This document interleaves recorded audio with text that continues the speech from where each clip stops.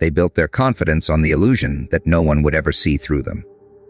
Every smirk, every boast, every manipulative scheme was stitched together by the belief that their lies would hold forever. And then you came along, not with drama or noise, but with something far more dangerous: clarity. You didn't even need to raise your voice. The moment you exposed them, their masks cracked. Suddenly, it was not one individual who stood revealed, but the entire clan. They had defended each other for so long that the exposure of one revealed the rot in them all. Now they carry shame that no denial can erase. And the irony is this: they mocked you when you stood alone, but now their entire group trembles under the weight of truth.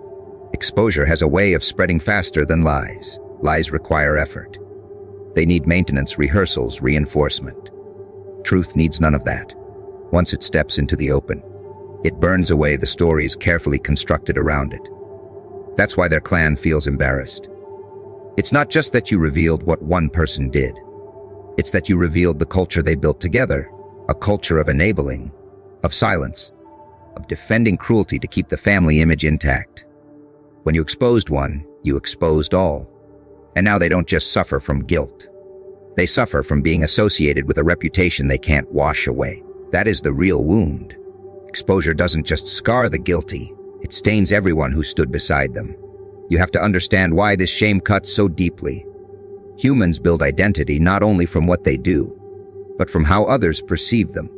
Their clan spent years curating an image, convincing the world they were strong, untouchable, above reproach. When you stripped away the mask, you didn't just take away their credibility. You shattered their identity. The people who once feared them now laugh. The people who once respected them now whisper in disgust. This shift is unbearable for people who built their pride on appearances. Their shame is not only about what was revealed, it is about losing the very stage they performed on. And the stage will never be theirs again. Think of the psychology here. Exposure creates a new reality they can't control.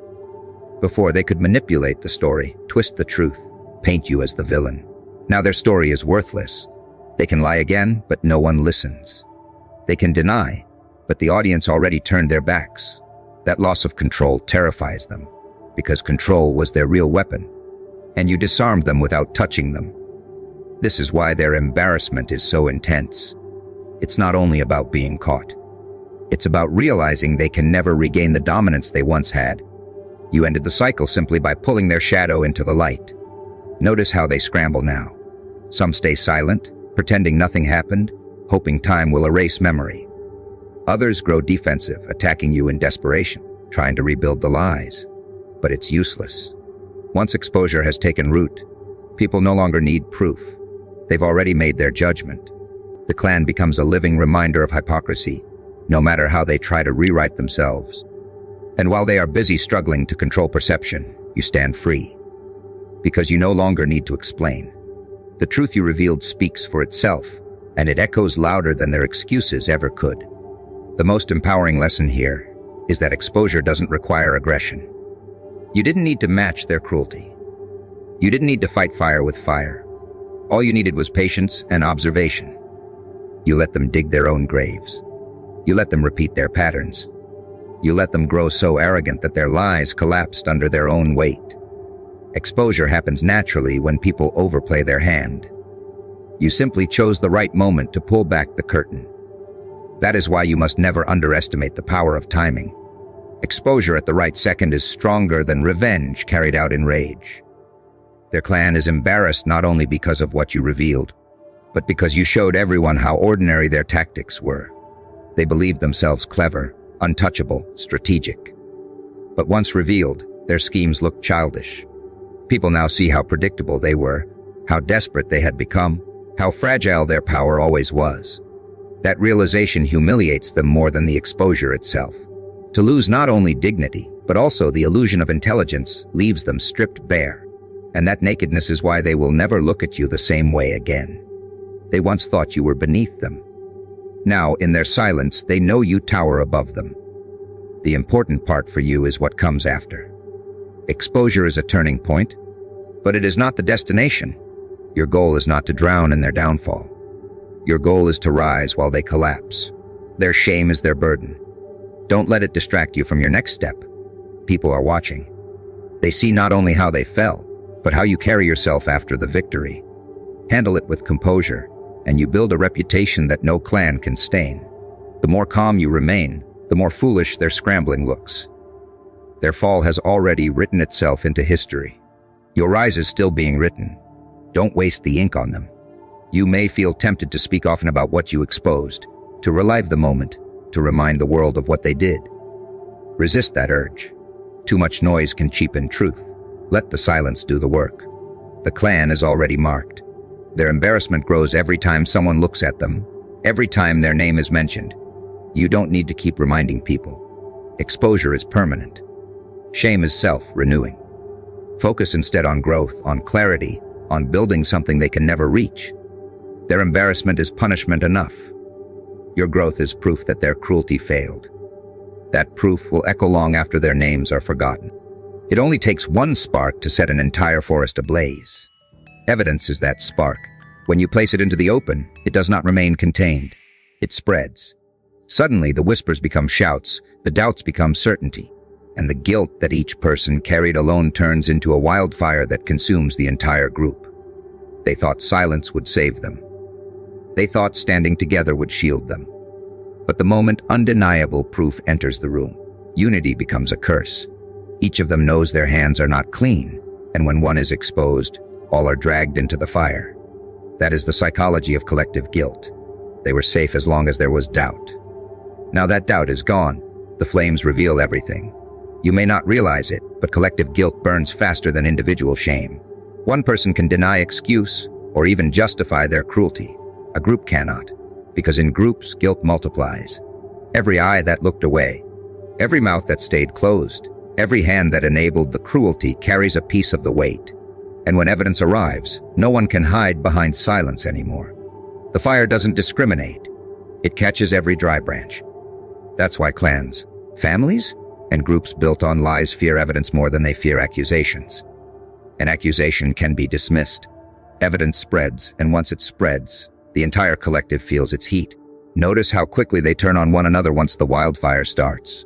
Before, they stood together, united in arrogance. After, they scramble, they point fingers. They try to redirect the flames, hoping someone else will burn brighter and distract from their own guilt. But fire doesn't follow orders.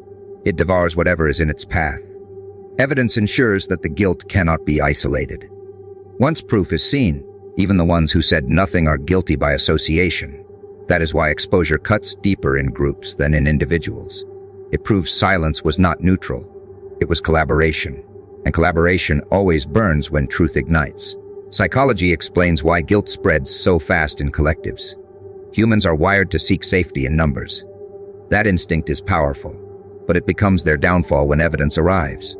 Because the same unity that once made them bold now becomes the reason they cannot escape. They are tied together.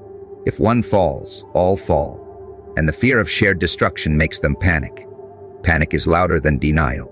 Panic exposes more than silence ever did. And in that panic, their guilt spreads faster than you ever imagined. That is why you must be patient when dealing with groups built on cruelty. Wait until the match is lit. Once it burns, you don't need to chase them. They will destroy themselves trying to outrun the fire. You must also recognize the beauty of evidence. It doesn't scream. It doesn't demand. It doesn't argue. It simply exists, and existence cannot be denied forever. They can twist narratives, slander your name, or try to bury you under noise. But when evidence arrives, noise becomes irrelevant. The crowd no longer needs to debate. It only needs to watch. And once the crowd sees, collective guilt spreads without you lifting another finger. You don't need to fight them. You don't need to convince anyone. The fire you lit with one piece of proof does the work on its own. That is the elegance of timing. One match does more damage than 100 speeches. Think of how this applies to everyday life. Someone may mistreat you in a workplace, confident that no one will notice. Others stand by, complicit in silence. But the day you reveal one email, one message, one undeniable piece of truth, everything changes. Suddenly, it is not only the abuser who feels the heat. It is every colleague who stood aside and let it happen. They feel guilty not because you exposed them directly, but because the evidence reminds them of their cowardice.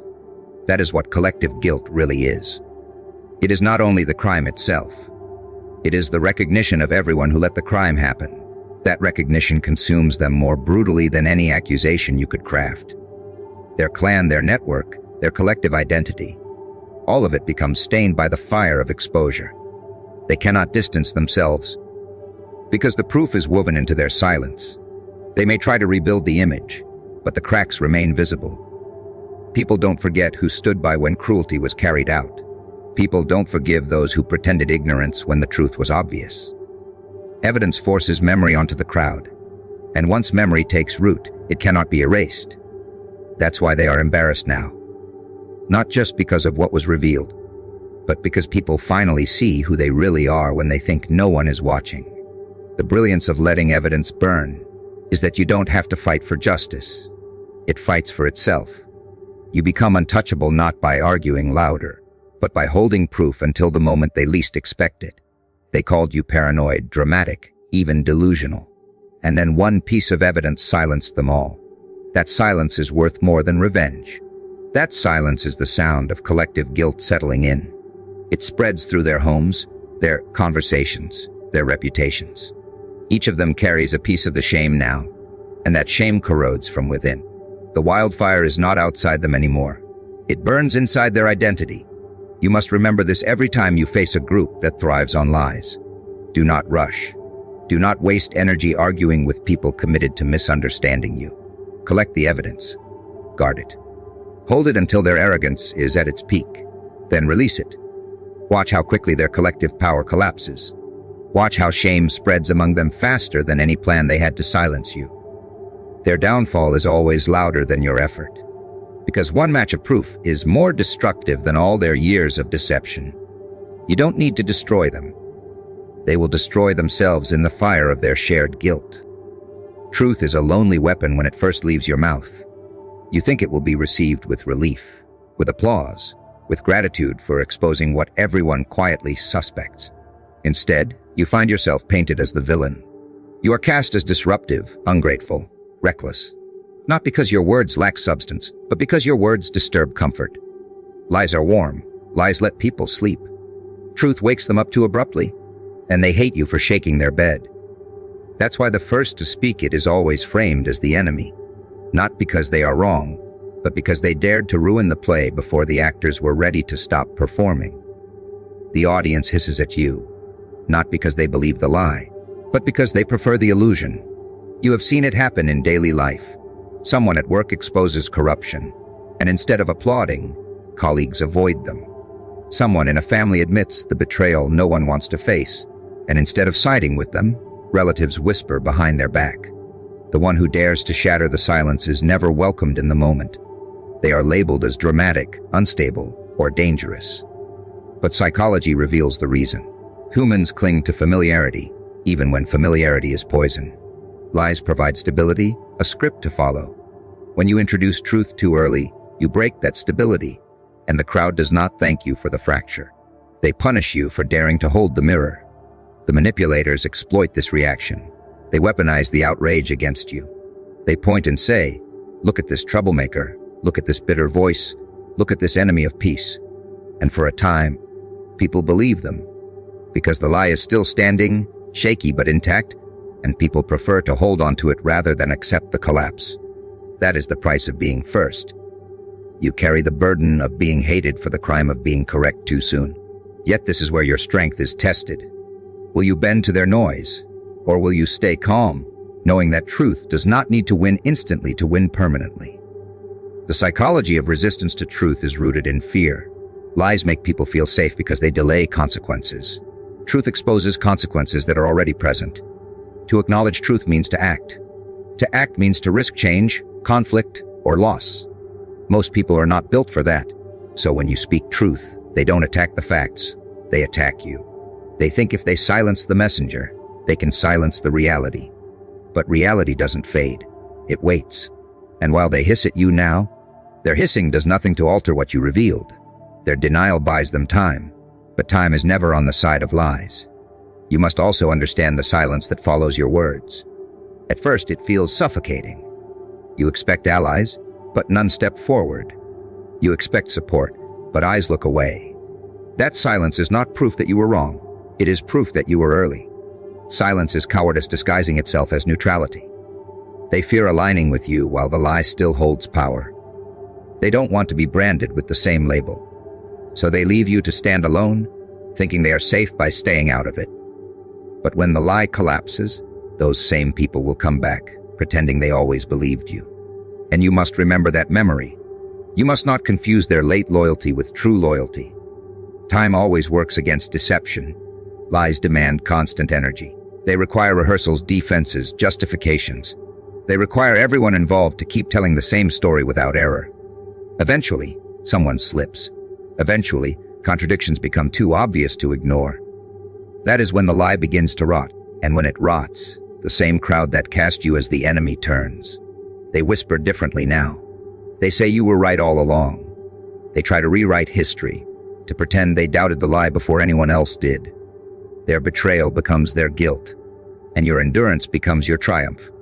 This reversal always happens, not because people grow brave, but because the truth eventually makes denial too heavy to carry. Your task is not to make them accept truth immediately. Your task is to stand in it until the lie collapses on its own weight. When you speak it, know that the crowd will resist, know that they will hate you, know that they will cast you as the villain. But also know that their resistance is temporary. Lies cannot survive forever. They fracture under repetition. They bleed under scrutiny. They choke when silence is no longer enough to keep them alive. Your job is to outlast their anger. Once the collapse comes, you no longer need to argue. The ruins of their deception become your proof. Think of how history treats truth tellers. They were always mocked first, always hated, always punished. Yet years later, their words are carved into monuments, while the names of those who laughed at them are forgotten. That same pattern applies in your life. People may despise you for speaking what they cannot bear to face, but in time they will live in the reality you described. Their hatred will fade, their denial will collapse, and your name will remain as the one who saw clearly when others chose blindness. The first to speak truth always suffers, but they also become the measure by which others are judged later. You should not seek comfort in the moment. Comfort is temporary and cheap. Seek clarity instead. The one who speaks truth first is not meant to be applauded. They are meant to be a disruptor. They carry the weight others avoid, and in doing so, they become unbreakable. The crowd will not understand you while the lie still stands. But when it falls, the crowd will be forced to face what you already knew. And that is when your silence will be louder than their apologies. They can argue against your tone, twist your intentions, or call you bitter, but when hard evidence lands on the table, their entire defense collapses. That is the beauty of proof. It doesn't beg to be believed. It doesn't depend on how charismatic you are or how convincing your delivery sounds. It stands on its own, undeniable and cold. Evidence doesn't blink, doesn't tremble, doesn't lose its breath. It remains steady, even as their voices grow shaky. You don't need to shout when evidence speaks. You simply place it in front of them, and it carries the weight of 1,000 arguments. That is why manipulators dread it. They can debate opinion, but they cannot silence fact. They will try to dance around it. They will create noise, distraction, and excuses, but the more they resist, the more obvious the truth becomes. Evidence makes their struggles look desperate. People watching don't need persuasion. They only need to see who flails and who stays calm. And the calm one is always the one holding the proof. Psychology shows this clearly. When truth is backed by something physical, the human brain gives it authority. Words can be doubted. Tangible proof makes doubt feel foolish. That is why evidence cuts sharper than revenge. It forces people to face what they no longer have the ability to deny. You've seen it happen. Someone denies an accusation, swears it never happened, acts outraged at even the suggestion. Then a screenshot, a recording, a document appears, and the outrage dies instantly. The room shifts. Their friends go silent. Their supporters shrink back. In that moment, no amount of acting can save them. The evidence speaks louder than character witnesses, louder than pleas, louder than rage. That is the moment you must understand.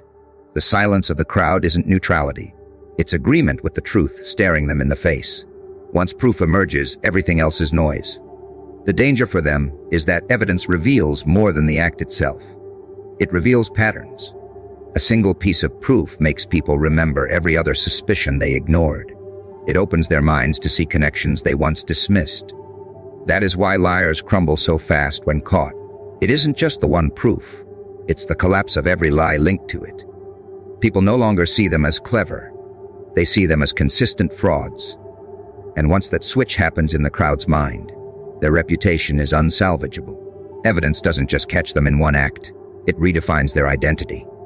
You don't need to force it. You don't need to embellish or dramatize. Evidence requires no decoration. It is simple, and that simplicity terrifies the guilty. They thrive on complexity, on twisted logic, on layered stories that confuse the audience. Proof shatters all of that in one strike. It reduces their elaborate maze into a straight path that everyone can follow. And once people see the path, they cannot unsee it. That's why the guilty scramble to bury it. They fear how fast it spreads, how it renders their manipulations useless. But no matter how deep they bury, evidence always waits. The strength of evidence is also in its permanence. Lies change shape depending on who tells them. Stories shift, excuses evolve, but proof doesn't move. It remains the same today, tomorrow, and 10 years later. That permanence creates dread for those who wronged you. Even if they escape for now, they know one piece of evidence can still surface and undo everything. That fear gnaws at them. They can never relax, because they know silence is not safety. They know the truth is patient and evidence is immortal. This is the curse of the guilty. They must constantly run from something that doesn't chase. There's a psychological power in letting evidence speak instead of you. When you argue endlessly, people think it's personal. When you stay quiet and allow proof to do the talking, people see it as objective. Your restraint gives the evidence more power. It shows that you don't need to exaggerate or manipulate. You simply waited until the right time. That contrast destroys the guilty. They look chaotic while you look composed. They burn out their credibility while you sharpen yours with every moment of silence. And when the proof finally surfaces, it feels like justice, not revenge. Think about how humiliating it is for them. A manipulator thrives on performance. They believe if they talk enough, they can outmaneuver suspicion. Evidence strips them of that stage. No one cares for their performance once proof is visible. They are reduced to stammering, to excuses, to denial that convinces no one. The shame is deeper than being caught. It's being caught in front of the very audience they wanted to impress. And you didn't need to fight them directly. You simply let the truth speak for itself. And in doing so, you cut deeper than any weapon ever could. This is why patience is your greatest ally. You don't need to rush to expose them. You don't need to defend yourself against every whisper. Let them build their tower of lies higher. Let them mock you from above. When evidence surfaces, the tower doesn't crumble slowly. It collapses all at once. And the fall is harder because of how high they climbed. Timing turns proof into destruction. When you hold it until the right moment, you don't just win. You end them. That is the ruthless beauty of evidence. Shame does not need to shout when it enters. It slips in quietly, but once it settles, it rearranges the entire room. People who once stood together so confidently begin to shift in their seats. They look at the ground. They glance at each other, waiting for someone to speak, waiting for someone to defend the lies they once held so tightly. Yet no words come. That is because shame changes the air. It makes breathing heavy. It makes silence louder. And when silence grows, every fake bond built on mutual pretense begins to crack. You do not even need to accuse them. They accuse themselves with every glance and every silence that hangs between them. That is how fragile fake bonds are. They look solid until shame arrives, and then they collapse like wet paper. Think of those who once formed alliances against you. They laughed together, shared secrets together, whispered your name with venom to fuel their own closeness. But the moment shame steps through the door, all that unity becomes poison. No one wants to be linked to guilt. No one wants to carry the same stain. They scatter because their bond was never real. It was stitched together by lies, by cruelty, by the illusion of strength in numbers. When shame shines on one, the others step back. They pretend they had no part in it. They act like observers when, in truth, they were participants. That act of retreat reveals the truth about their unity. It was never loyalty. It was fear. It was convenience. And shame dissolves convenience instantly. Psychology explains this reaction well. Human beings crave belonging, but only if that belonging enhances status. When shame arrives, belonging lowers status. The very bond that once made them feel powerful now makes them vulnerable. They distance themselves, not out of principle, but out of survival. The fake friend will deny knowing the guilty. The fake ally will claim ignorance. The fake family member will insist they were unaware. Shame exposes them because it forces each to choose between dignity and loyalty. And in toxic circles, dignity always wins. No one sacrifices for bonds that were never built on respect. They save themselves first. And in saving themselves, they prove the bond never meant anything at all. Shame is different from guilt. Guilt can be hidden, carried privately. Shame is public. Shame is contagious. When one person is shamed, everyone associated feels its burn. That is why fake bonds dissolve. No one wants to carry a contagious fire.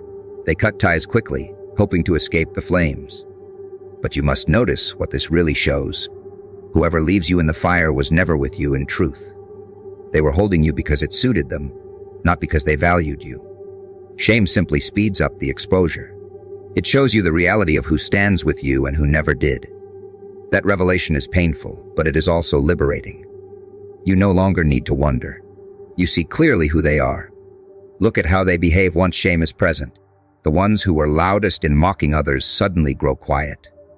The ones who once swore loyalty begin to speak carefully, choosing words that distance themselves from the group. They become actors auditioning for a different audience, desperate to be seen as separate from the collapse. They try to escape the fire by pretending they were never near it. And the sad truth is many will believe them, because people are quick to accept convenient lies. But you do not need to be fooled. You saw the bond when it served them. You saw their faces when they smiled at cruelty. And now you see the same faces trying to rewrite themselves. That desperation is shame dissolving the bonds they clung to.